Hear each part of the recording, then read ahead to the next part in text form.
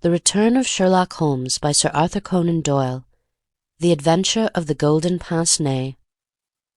When I look at the 3 massive manuscript volumes which contain our work for the year 1894, I confess that it is very difficult for me, out of such a wealth of material, to select the cases which are most interesting in themselves, and at the same time most conducive to a display of those peculiar powers for which my friend was famous. As I turn over the pages, I see my notes upon the repulsive story of the Red Leech, and the terrible death of Crosby the banker. Here also I find an account of the Addleton tragedy, and the singular contents of the ancient British barrow. The famous Smith-Mortimer succession case comes also within this period, and so does the tracking and arrest of Hewett, the Boulevard assassin, an exploit which won for Holmes an autographed letter of thanks from the French President, and the Order of the Legion of Honor. Each of these would furnish a narrative, but on the whole I am of opinion that none of them unites so many singular points of interest as the episode of Yaxley Old Place, which includes not only the lamentable death of young Willoughby Smith, but also those subsequent developments which threw so curious a light upon the causes of the crime. It was a wild, tempestuous night towards the close of November. Holmes and I sat together in silence all the evening, he engaged with a powerful lens, deciphering the remains of the original inscription upon a palimpsest, I deep in a recent treatise upon surgery. Outside the wind howled down Baker Street, while the rain beat fiercely against the windows.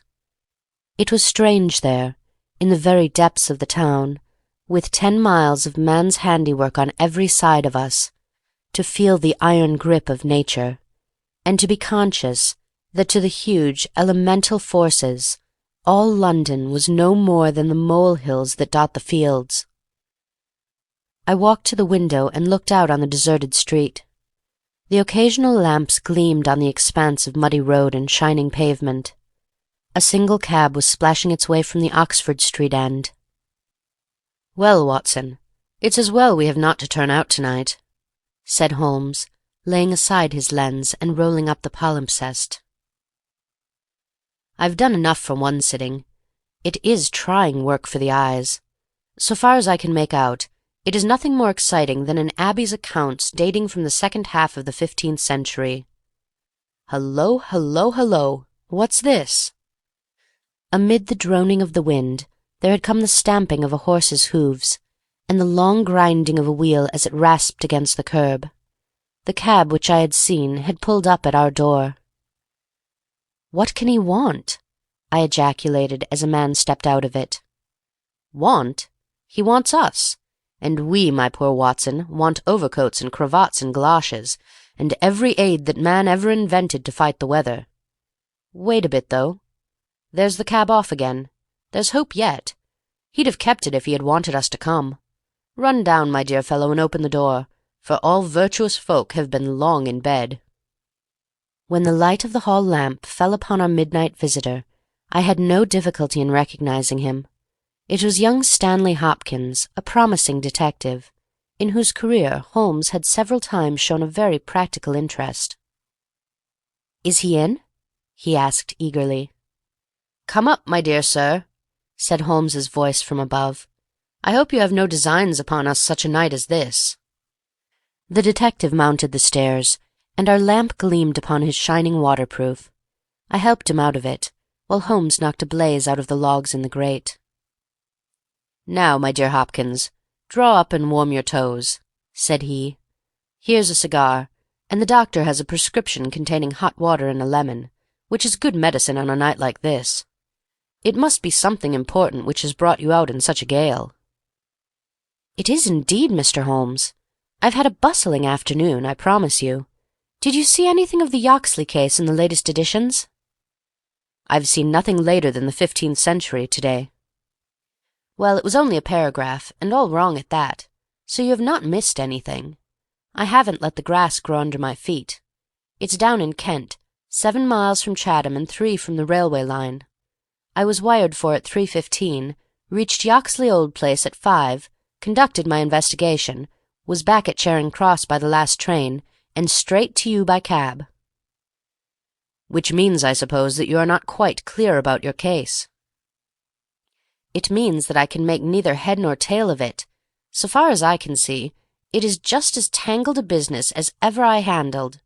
And yet, at first, it seemed so simple that one couldn't go wrong.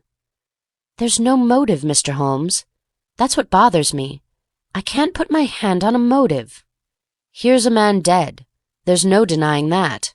But so far as I can see, no reason on earth why anyone should wish him harm."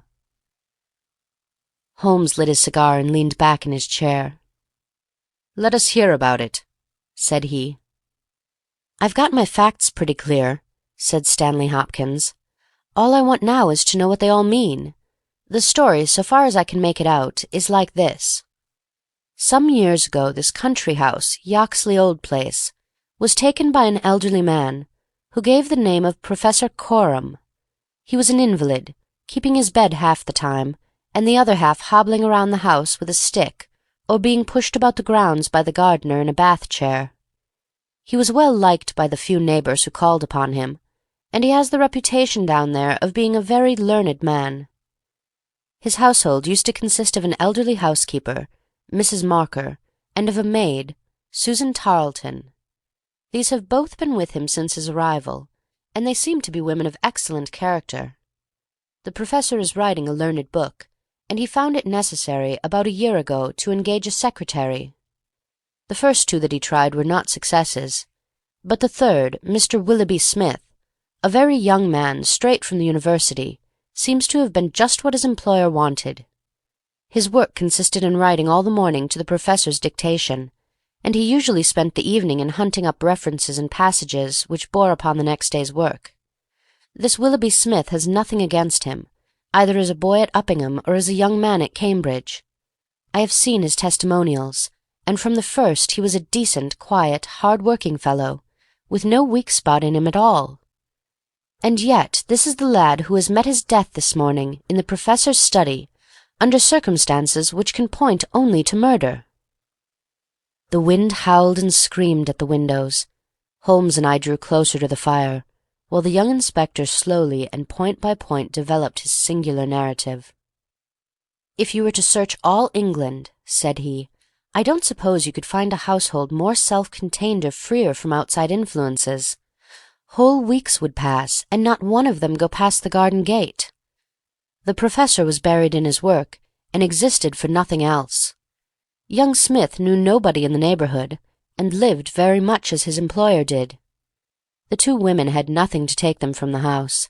Mortimer, the gardener, who wheels the bath chair, is an army pensioner, an old Crimean man of excellent character. He does not live in the house, but in a 3-roomed cottage at the other end of the garden. Those are the only people that you would find within the grounds of Yoxley Old Place. At the same time, the gate of the garden is 100 yards from the main London to Chatham Road. It opens with a latch, and there is nothing to prevent anyone from walking in. Now I will give you the evidence of Susan Tarleton, who is the only person who can say anything positive about the matter. It was in the forenoon, between 11 and 12.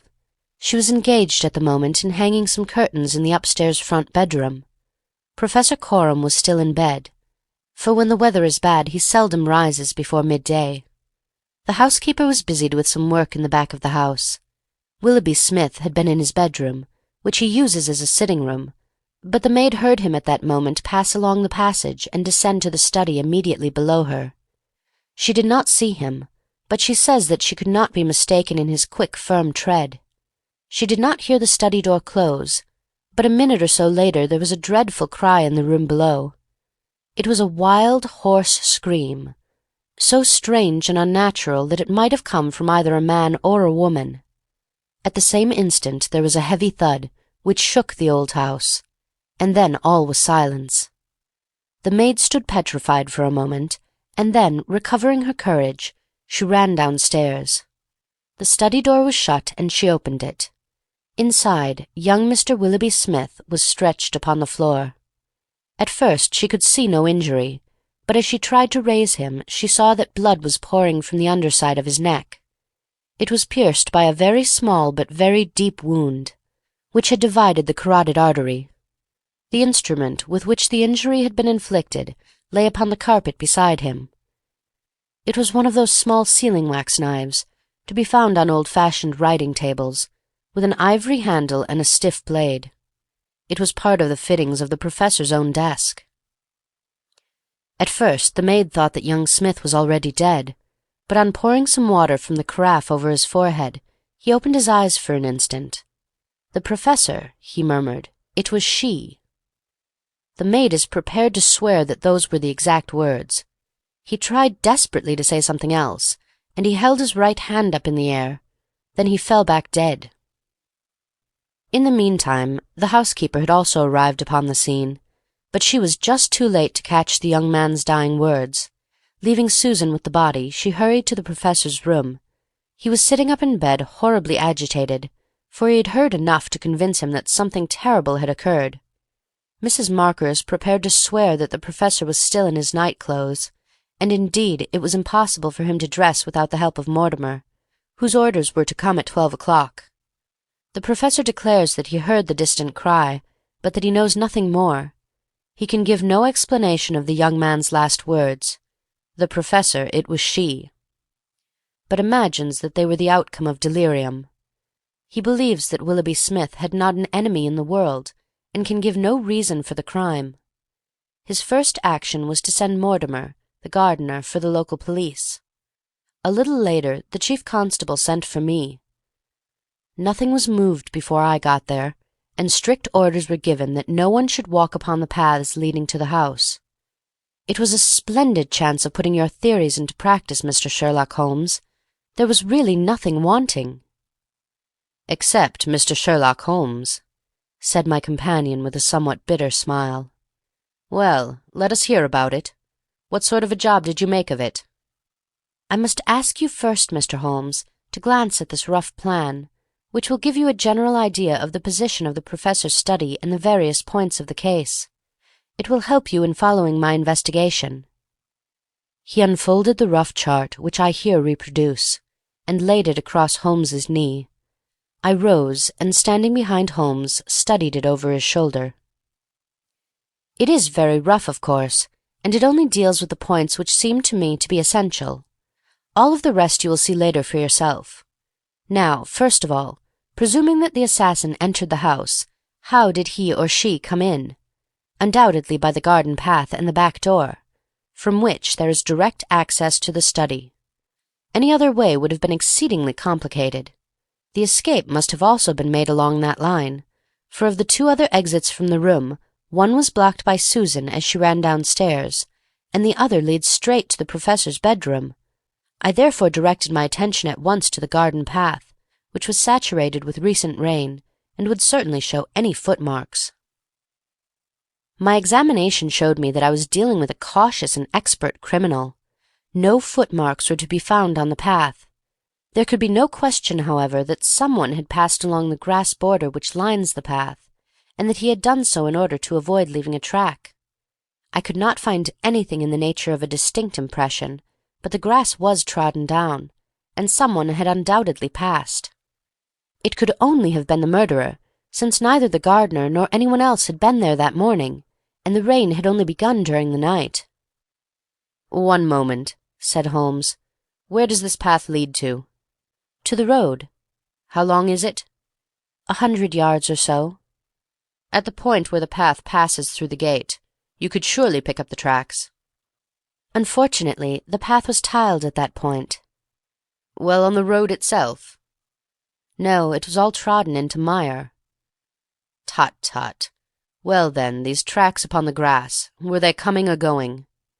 "It was impossible to say. There was never any outline." "A large foot or a small?" "You could not distinguish." Holmes gave an ejaculation of impatience. "It has been pouring rain and blowing a hurricane ever since," said he. "It will be harder to read now than that palimpsest. Well, well, it can't be helped. What did you do, Hopkins, after you had made certain that you had made certain of nothing?" "I think I made certain of a good deal, Mr. Holmes. I knew that someone had entered the house cautiously from without. I next examined the corridor. It is lined with coconut matting and had taken no impression of any kind. This brought me to the study itself. It is a scantily furnished room. The main article is a large writing table with a fixed bureau. This bureau consists of a double column of drawers, with a central small cupboard between them. The drawers were open, the cupboard locked. The drawers, it seems, were always open, and nothing of value was kept in them. There were some papers of importance in the cupboard, but there were no signs that this had been tampered with, and the professor assures me that nothing was missing. It is certain that no robbery has been committed. I come now to the body of the young man. It was found near the bureau and just to the left of it, as marked upon that chart. The stab was on the right side of the neck from behind forward, so that it is almost impossible that it could have been self-inflicted. "Unless he fell upon the knife," said Holmes. "Exactly. The idea crossed my mind, but we found the knife some feet away from the body, so that seems impossible. Then, of course, there are the man's own dying words. And finally, there was this very important piece of evidence which was found clasped in the dead man's right hand." From his pocket Stanley Hopkins drew a small paper packet. He unfolded it and disclosed a golden pince-nez, with 2 broken ends of black silk cord dangling from the end of it. "Willoughby Smith had excellent sight," he added. "There can be no question that this was snatched from the face or the person of the assassin." Sherlock Holmes took the glasses into his hand, and examined them with the utmost attention and interest. He held them on his nose, endeavoured to read through them, went to the window and stared up the street with them, looked at them most minutely in the full light of the lamp, and finally, with a chuckle, seated himself at the table and wrote a few lines upon a sheet of paper, which he tossed across to Stanley Hopkins. "That's the best I can do for you," said he. "It may prove to be of some use." The astonished detective read the note aloud. It ran as follows: "Wanted, a woman of good address, attired like a lady. She has a remarkably thick nose, with eyes which are set close upon either side of it. She has a puckered forehead, a peering expression, and probably rounded shoulders.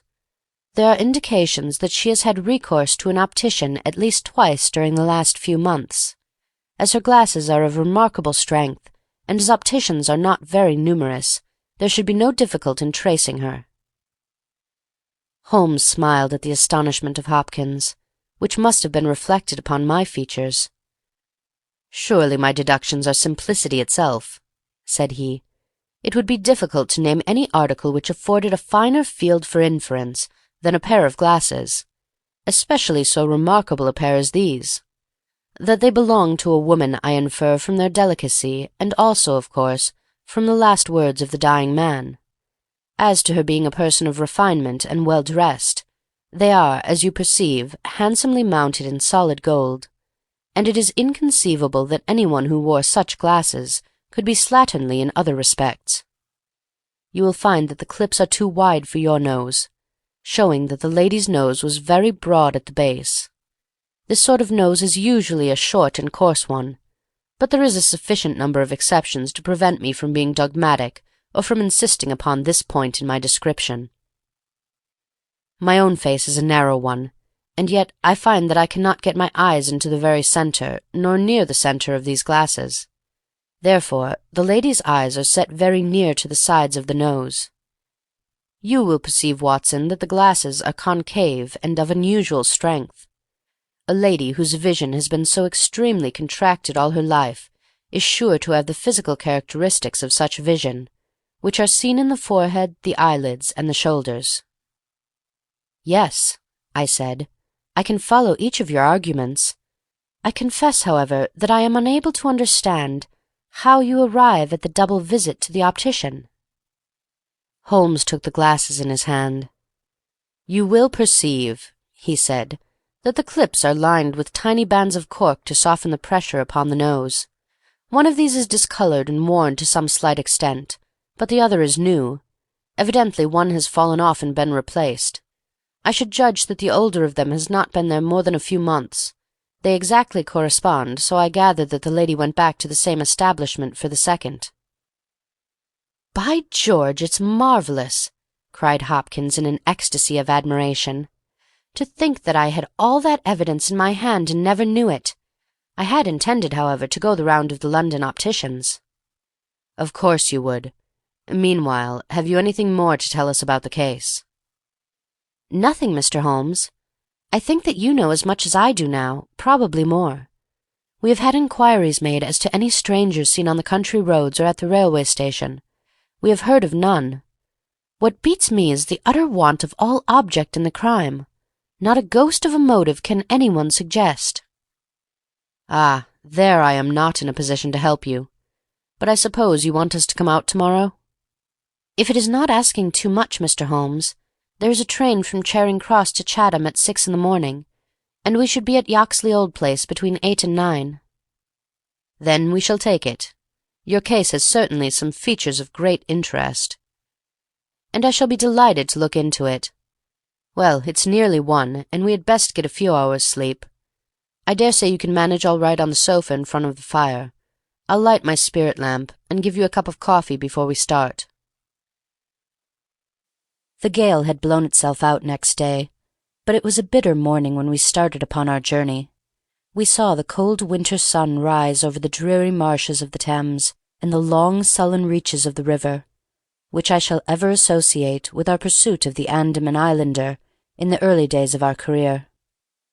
After a long and weary journey, we alighted at a small station some miles from Chatham. While a horse was being put into a trap at the local inn, we snatched a hurried breakfast, and so we were all ready for business when we at last arrived at Yoxley Old Place. A constable met us at the garden gate. "Well, Wilson, any news?" "No, sir, nothing." "No reports of any stranger seen?" "No, sir. Down at the station they are certain that no stranger either came or went yesterday." "Have you had inquiries made at the inns and lodgings?" "Yes, sir. There is no one that we cannot account for." "Well, it's only a reasonable walk to Chatham. Anyone might stay there or take a train without being observed. This is the garden path of which I spoke, Mr. Holmes. I'll pledge my word there was no mark on it yesterday." "On which side were the marks on the grass?" "This side, sir.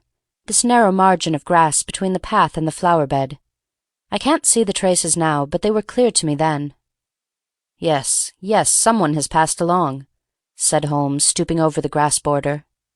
"Our lady must have picked her steps carefully, must she not, since on the one side she would leave a track on the path, and on the other an even clearer one on the soft bed. Yes, sir, she must have been a cool hand." I saw an intent look pass over Holmes's face. "You say that she must have come back this way?" "Yes, sir, there is no other." "On this strip of grass?" "Certainly, Mr. Holmes." It was a very remarkable performance, very remarkable. Well, I think we have exhausted the path. Let us go farther. This garden door is usually kept open, I suppose? Then this visitor had nothing to do but to walk in. The idea of murder was not in her mind, or she would have provided herself with some sort of weapon, instead of having to pick this knife off the writing-table. She advanced along this corridor, leaving no traces upon the cocoanut matting. Then she found herself in this study. How long was she there? We have no means of judging." "Not more than a few minutes, sir. I forgot to tell you that Mrs. Marker, the housekeeper, had been in there tidying not very long before. About a quarter of an hour, she says."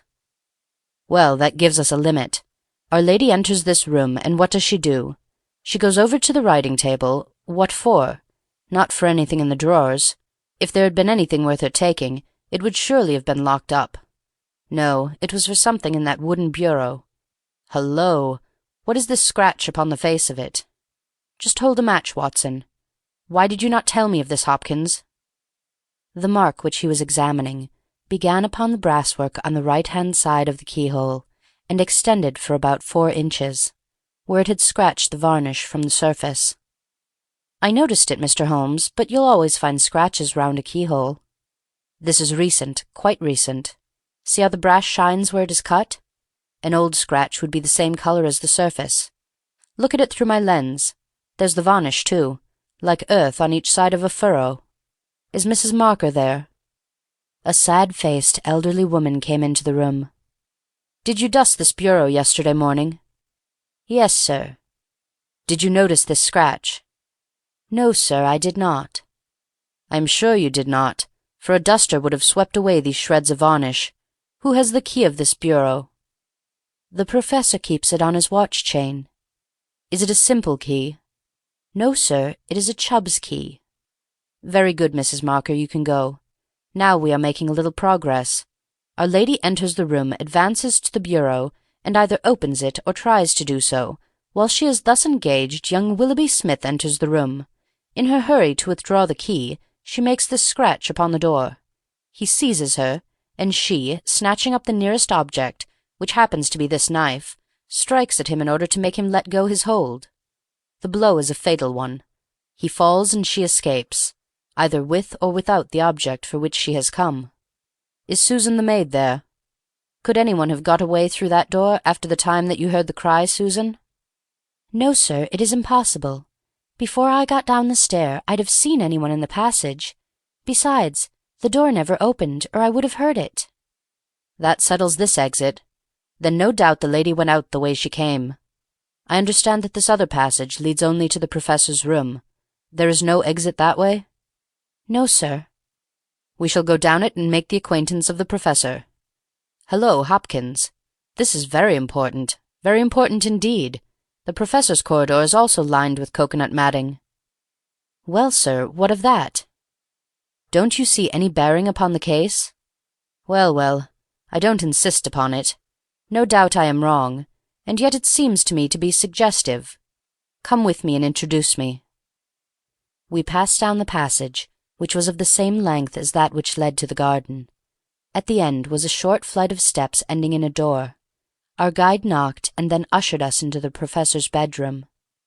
It was a very large chamber, lined with innumerable volumes, which had overflowed from the shelves and lay in piles in the corners, or were all stacked round at the base of the cases.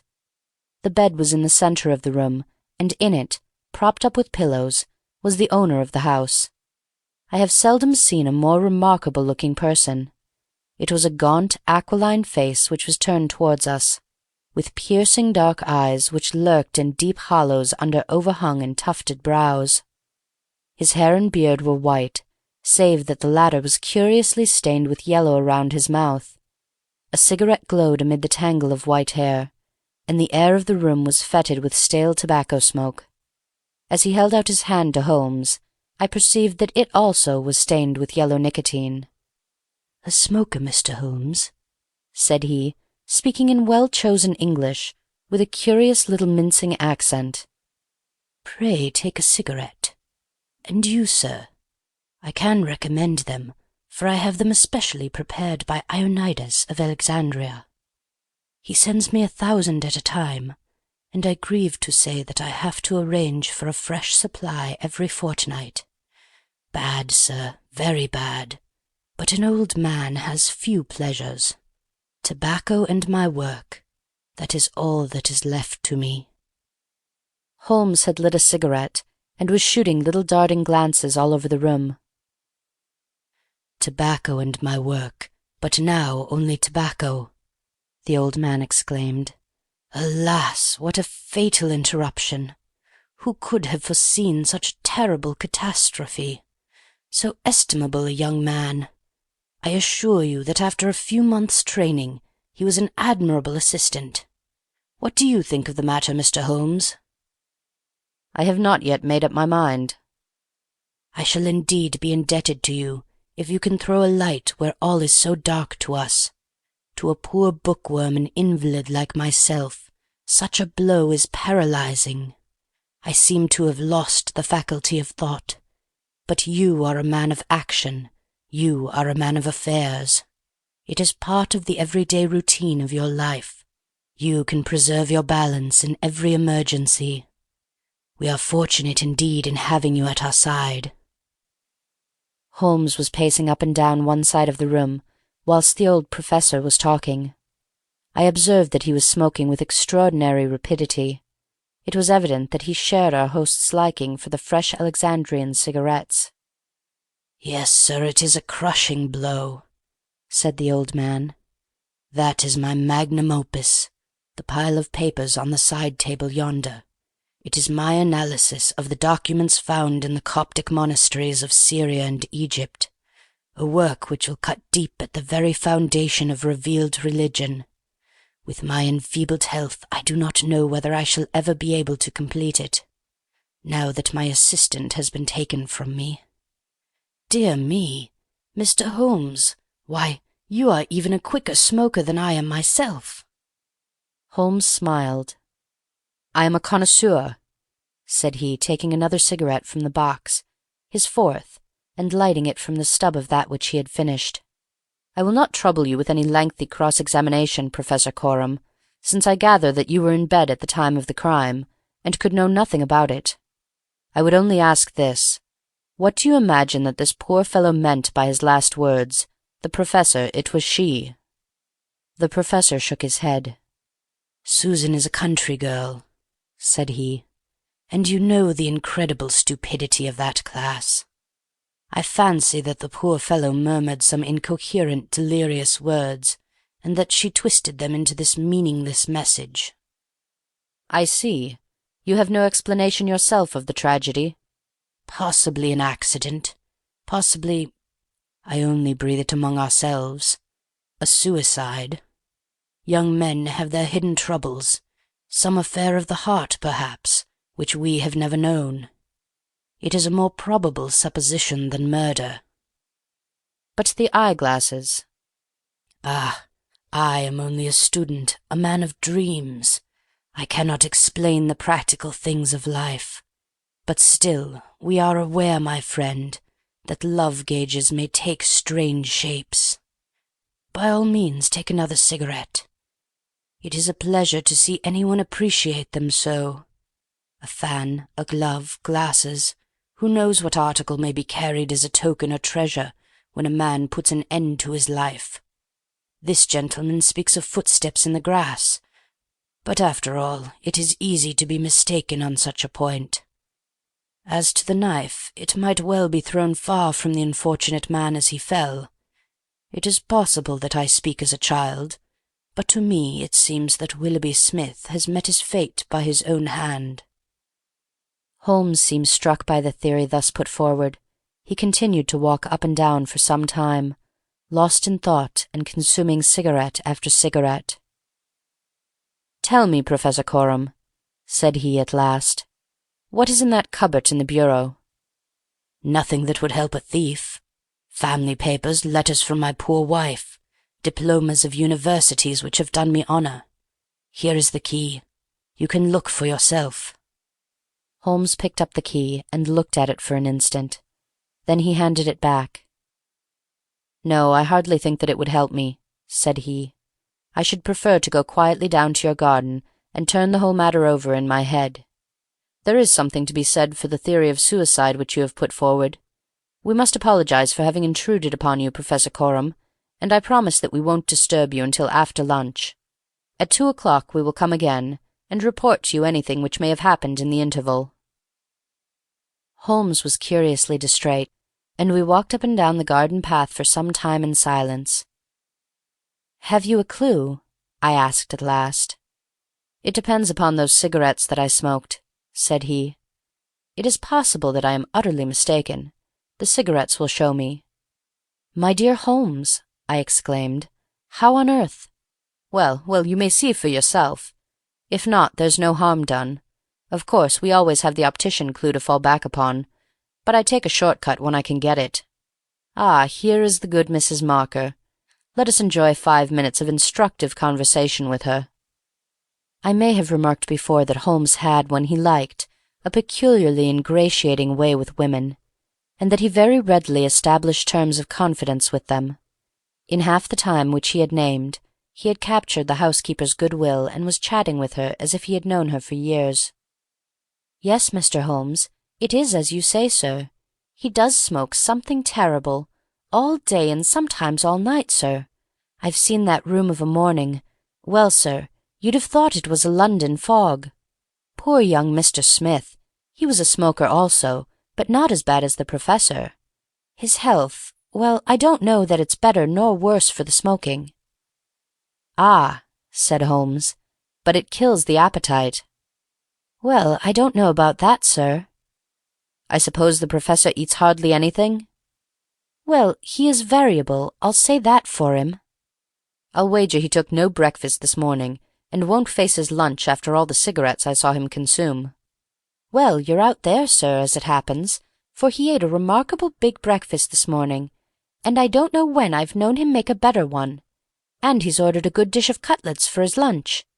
I'm surprised myself, for since I came into that room yesterday and saw young Mr. Smith lying there on the floor, I couldn't bear to look at food.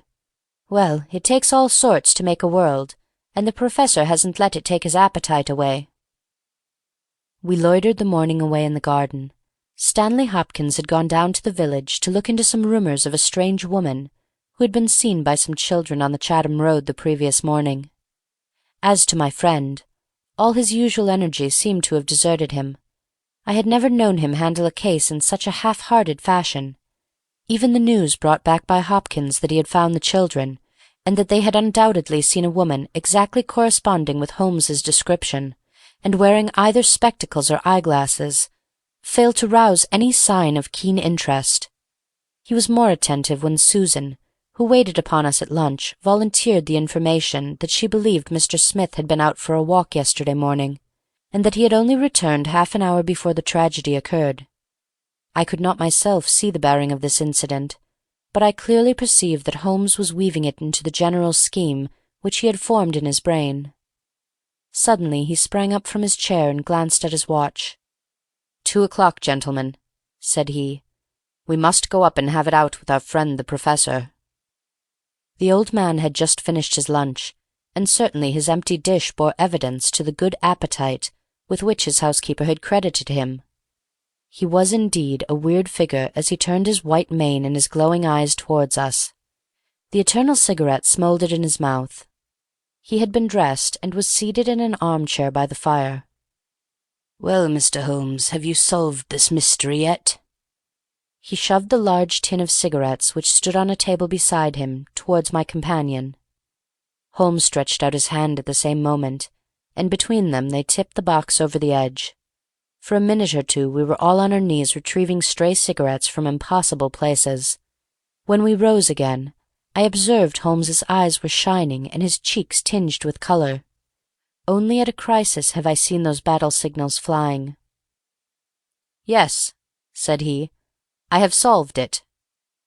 Stanley Hopkins and I stared in amazement. Something like a sneer quivered over the gaunt features of the old Professor. "Indeed. In the garden?" "No, here." "Here? When?" "This instant." "You are surely joking, Mr. Sherlock Holmes. You compel me to tell you that this is too serious a matter to be treated in such a fashion." "I have forged and tested every link of my chain, Professor Coram, and I am sure that it is sound. What your motives are, or what exact part you play in this strange business, I am not yet able to say. In a few minutes I shall probably hear it from your own lips. Meanwhile, I will reconstruct what is past for your benefit, so that you may know the information which I still require. A lady yesterday entered your study. She came with the intention of possessing herself of certain documents which were in your bureau. She had a key of her own. I have had an opportunity of examining yours, and I do not find that slight discoloration which the scratch upon the varnish would have produced. You were not an accessory, therefore, and she came, so far as I can read the evidence, without your knowledge, to rob you." The Professor blew a cloud from his lips. "This is most interesting and instructive," said he. "Have you no more to add? Surely, having traced this lady so far, you can also say what has become of her." "I will endeavour to do so. In the first place, she was seized by your secretary, and stabbed him in order to escape.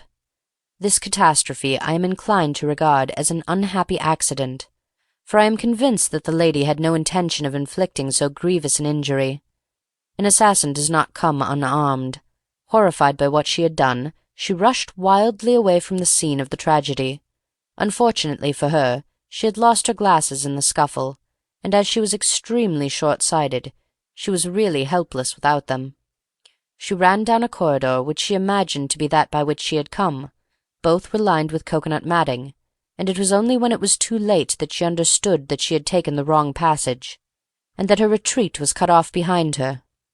What was she to do? She could not go back. She could not remain where she was. She must go on. She went on. She mounted a stair, pushed open a door, and found herself in your room. The old man sat with his mouth open, staring wildly at Holmes. Amazement and fear were stamped upon his expressive features. Now, with an effort, he shrugged his shoulders and burst into insincere laughter. "All very fine, Mr. Holmes," said he, "but there is one little flaw in your splendid theory. I was myself in my room, and I never left it during the day." "I am aware of that, Professor Coram." "And you mean to say that I could lie upon that bed and not be aware that a woman had entered my room?" "I never said so. You were aware of it. You spoke with her. You recognized her. You aided her to escape." Again the professor burst into high-keyed laughter. He had risen to his feet, and his eyes glowed like embers. "You are mad!" he cried. "You are talking insanely. I helped her to escape? Where is she now?" "She is there," said Holmes, and he pointed to a high bookcase in the corner of the room. I saw the old man throw up his arms. A terrible convulsion passed over his grim face, and he fell back in his chair. At the same instant, the bookcase at which Holmes pointed swung round upon a hinge, and a woman rushed out into the room. "You are right," she cried, in a strange foreign voice. "You are right. I am here." She was brown with the dust and draped with the cobwebs which had come from the wall of her hiding-place. Her face, too, was streaked with grime, and at the best she could never have been handsome, for she had the exact physical characteristics which Holmes had divined, with, in addition, a long and obstinate chin. What with her natural blindness, and what with the change from dark to light, she stood as one dazed, blinking about her to see where and who we were. And yet, in spite of all these disadvantages, there was a certain nobility in the woman's bearing, a gallantry in the defiant chin and in the upraised head, which compelled something of respect and admiration. Stanley Hopkins had laid his hand upon her arm and claimed her as his prisoner, but she waved him aside gently, and yet with an overmastering dignity which compelled obedience. The old man lay back in his chair with a twitching face, and stared at her with brooding eyes. "Yes, sir, I am your prisoner," she said. "From where I stood I could hear everything, and I know that you have learned the truth. I confess it all. It was I who killed the young man. But you are right, you who say it was an accident. I did not even know that it was a knife which I held in my hand, for in my despair I snatched anything from the table and struck at him to make him let me go. It is the truth that I tell." "Madam," said Holmes, "I am sure that it is the truth. I fear that you are far from well." She had turned a dreadful colour, the more ghastly under the dark dust streaks upon her face. She seated herself on the side of the bed. Then she resumed. "I have only a little time here," she said, "but I would have you know the whole truth. I am this man's wife. He is not an Englishman. He is a Russian. His name I will not tell." For the first time the old man stirred. "God bless you, Anna," he cried. "God bless you." She cast a look of the deepest disdain in his direction. "Why should you cling so hard to that wretched life of yours, Sergius?" said she. "It has done harm to many and good to none, not even to yourself. However, it is not for me to cause the frail thread to be snapped before God's time. I have enough already upon my soul since I crossed the threshold of this cursed house, but I must speak or I shall be too late. I have said, gentlemen, that I am this man's wife. He was 50 and I a foolish girl of 20 when we married. It was in a city of Russia, a university, I will not name the place." "God bless you, Anna," murmured the old man again. "We were reformers, revolutionists, nihilists. You understand? He and I and many more. Then there came a time of trouble. A police officer was killed. Many were arrested. Evidence was wanted, and in order to save his own life and to earn a great reward, my husband betrayed his own wife and his companions.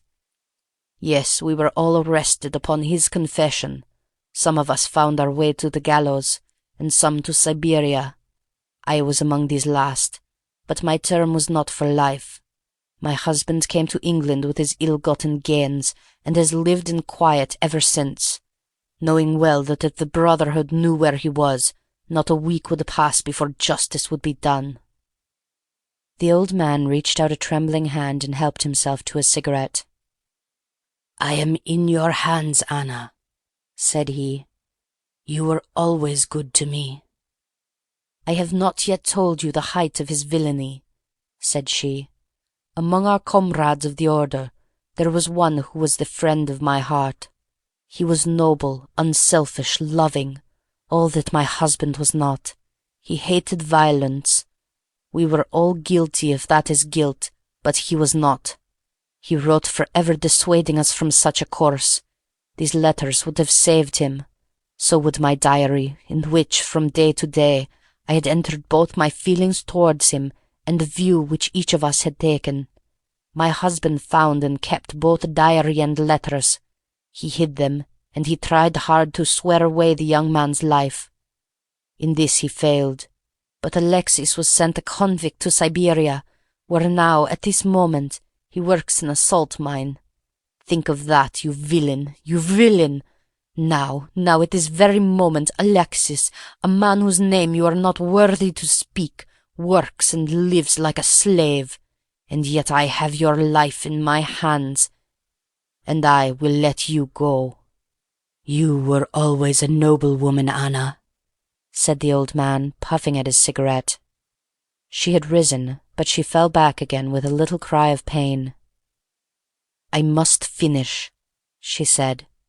"When my term was over, I set myself to get the diary and letters which, if sent to the Russian government, would procure my friend's release. I knew that my husband had come to England. After months of searching, I discovered where he was. I knew that he still had the diary, for when I was in Siberia I had a letter from him once, reproaching me and quoting some passages from its pages. Yet I was sure that, with his revengeful nature, he would never give it to me of his own free will. I must get it for myself. With this object, I engaged an agent from a private detective firm, who entered my husband's house as a secretary. It was your second secretary, Sergius, the one who left you so hurriedly. He found that papers were kept in the cupboard, and he got an impression of the key. He would not go farther. He furnished me with a plan of the house. He told me that in the forenoon the study was always empty, as the secretary was employed up here. So at last I took my courage in both hands, and I came down to get the papers for myself. I succeeded, but at what a cost! I had just taken the paper, and was locking the cupboard, when the young man seized me. I had seen him already that morning. He had met me on the road, and I had asked him to tell me where Professor Coram lived, not knowing that he was in his employ. "Exactly, said Holmes. The secretary came back and told his employer of the woman he had met.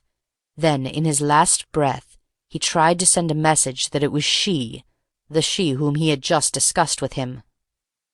"You must let me speak," said the woman in an imperative voice, and her face contracted as if in pain.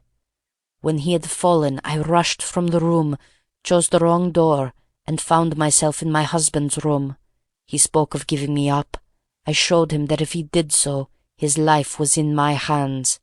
If he gave me to the law, I could give him to the Brotherhood.